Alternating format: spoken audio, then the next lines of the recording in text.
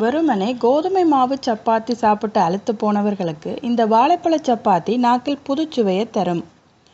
வாழைப்பழ சப்பாத்தி செய்ய தேவையான பொருட்கள்: கனிந்த வாழைப்பழங்கள் 2, கோதுமை மாவு 2 கப், ஏலக்காய் பொடி சிறிதளவு, பால் அரை கப், உப்பு சிறிதளவு, நெய் 1 டீஸ்பூன்.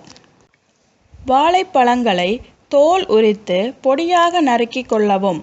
கோதுமை மாவில் நறுக்கிய வாழைப்பழ துண்டுகளையும் அத்துடன் பால், உப்பு, ஏலக்காய் பொடி, நெய் சேர்த்து நன்றாக பிசைந்து உருண்டைகளாக உருட்டி கொள்ளவும்.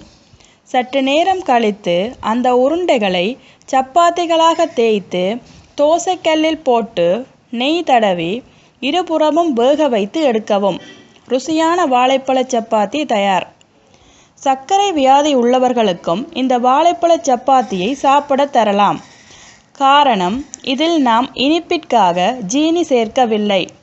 குழந்தைகளுக்கு மாலை நேர சிற்றுண்டியாக ஜாம் தடவிய சப்பாத்திகளை சாப்பிட தரலாம். ஆரோக்கியமான ஸ்நாக்ஸாகவும் இருக்கும்.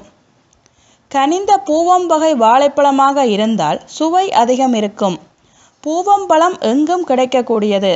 கிடைக்காத சூழலில் ஏதேனும் ஒரு கனிந்த வாழைப்பழம் போதுமானது. மேலும் இதுபோன்ற சமையல் குறிப்புகளுக்கு சேனலை சப்ஸ்கிரைப் பண்ணுங்க. நன்றி, வணக்கம்.